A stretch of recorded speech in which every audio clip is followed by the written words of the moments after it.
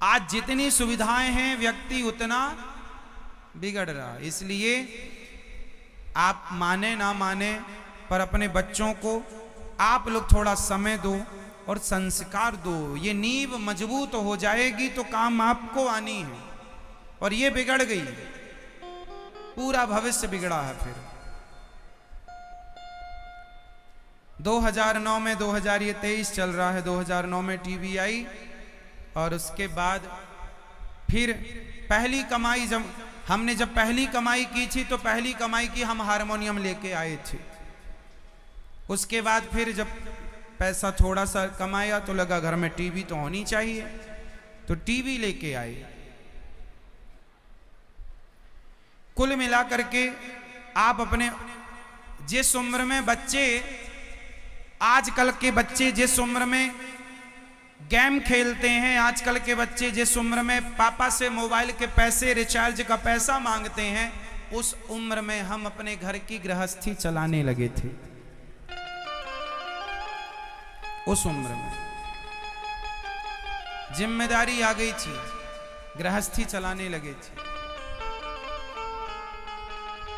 जब हम 17 साल के थे तब हम पढ़ते भी थे और अपने खर्चे के लिए कमाते भी थे। 17 साल की उम्र से कमाते रहे। पिता के पैसों से मोबाइल नहीं खरीदा हमने आज तक। पहला मोबाइल भी कमाई करके, अपना कमा के ही पैसे से मोबाइल खरीदा। पिता के सिर पे बोझ नहीं बने कभी।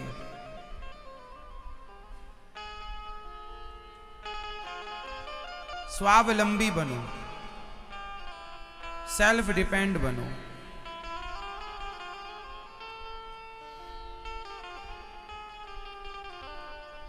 भगवान सदा ईमानदारी से सत्य के रास्ते पर चलो और भगवान को प्राप्त करने के लिए आगे बढ़ते रहो। उद्देश्य ईश्वर हो।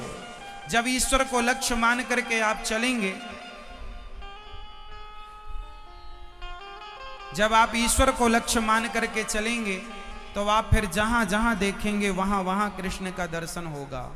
इसलिए भगवान के आश्रित होकर के हमें जीवन की यात्रा चलानी चाहिए। मैं एक बात अपनी पूरी जिंदगी के अनुभव में सीखा हूं।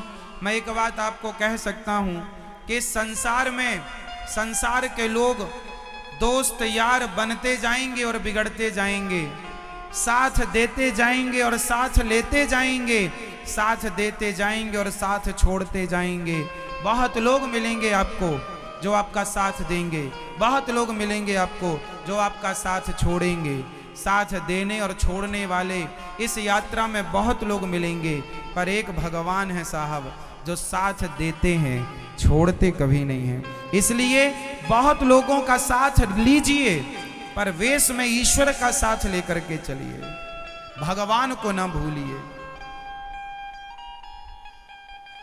आपने एक चीज देखी होगी, ये जो तार होता है ना, तार जिसमें हमारे घर की लाइट जलती है, आजकल तो केबल आ गई इस प्रकार की। पहले बिजली का नंगा तार चलता था घर के सामने से खंबे खंबे पर, आज भी चलता है वो तार। कभी आपने देखा, नोटिस किया?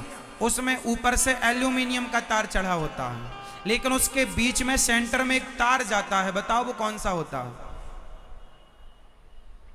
बीच में जो तार होता है मोटा सा, वो काहे का होता है?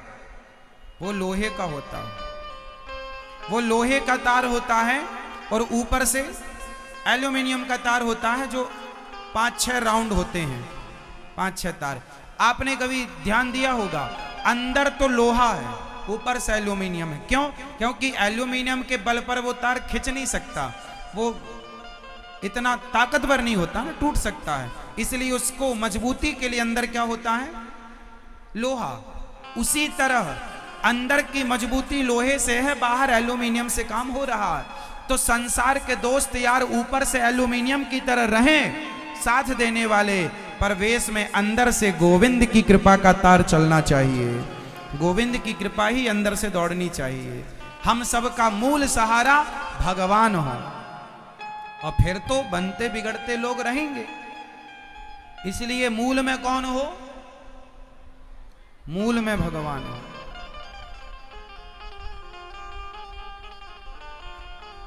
भगवान से प्रेम, भगवान से यारी, दोस्ती भगवान से, हंसना तो भगवान के आगे, रोना तो भगवान के आगे।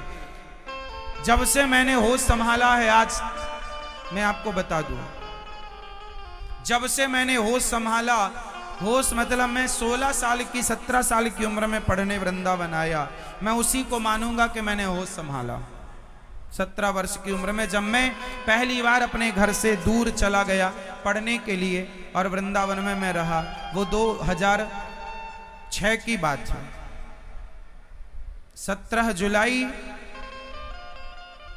2006, आज भी जुलाई चल रही है, आज 18 जुलाई है क्या, जून चल रहा है, अगले महीने जुलाई, 17 जुलाई 2006 ये दिन था जब मैं वृंदावन आया।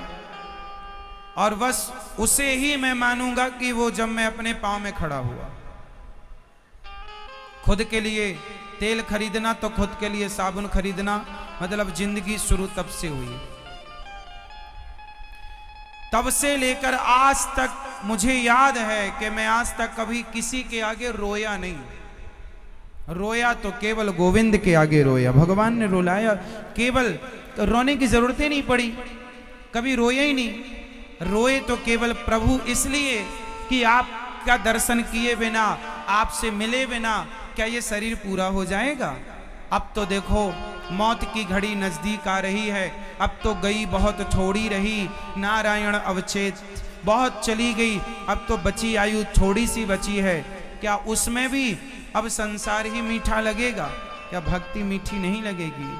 संसार में मन बहुत लगता है, इसलिए भी कभी कभी दिल दुखी हो जाता है कि प्रभु अभी तक मेरा मन संसार में लगा हुआ है। ये बड़े दुख की बात थी, इस बात से मैं दुखी रहता हूं कि मेरा मन अभी तक संसार में लगा हुआ है। भगवान से दिन रात यही प्रार्थना है कि प्रभु कब पूरा मन हटेगा और कब प्रभु आपके चरणों में मन लगेगा, कब आपके चरणों में मन लगेगा, कब मैं संसार के लिए पागल होऊंगा, कब मैं संसार के लिए मर जाऊंगा, कब मैं आपके लिए जीऊंगा, कब मेरी श्वासें आपके लिए निकलेंगी। बस इसी चाह से मैं आपको कथा सुनाता हूँ और यही मन में एक कामना है। और ठाकुर जी ने जो जिम्मेदारी दी है वो भी जिम्मेदारियां साथ साथ पूरी हो रही हैं। अब कोई हमसे पूछे कि अनिरुद्धाचार्य जी आपकी इच्छा क्या बची, अब कोई इच्छा नहीं, अब तो एक ही इच्छा है, कन्हैया को बस जिधर तुम छिपे हो उधर देखना है, कन्हैया तुम्हें एक नजर देखना है। बस भगवान को प्राप्त करना है, उनके लिए हंसना, उनके लिए रोना, उनके लिए गाना और उनकी खुशी के लिए रहना। जो हो रहा है मैं तो यही मानता हूं कि इसमें मेरे कन्हैया की खुशी है। बस जो हो रहा है उसमें मेरे कन्हैया की खुशी है, बस केवल भगवान की खुशी। अच्छा हो रहा है वो भी गोविंद की खुशी, बुरा हो रहा है वो भी गोविंद की खुशी, और कुछ नहीं। जो इच्छा है गोविंद की वो सब हो रहा है, जो इच्छा नहीं है वो कुछ नहीं हो रहा। जो हो रहा है भगवान की इच्छा से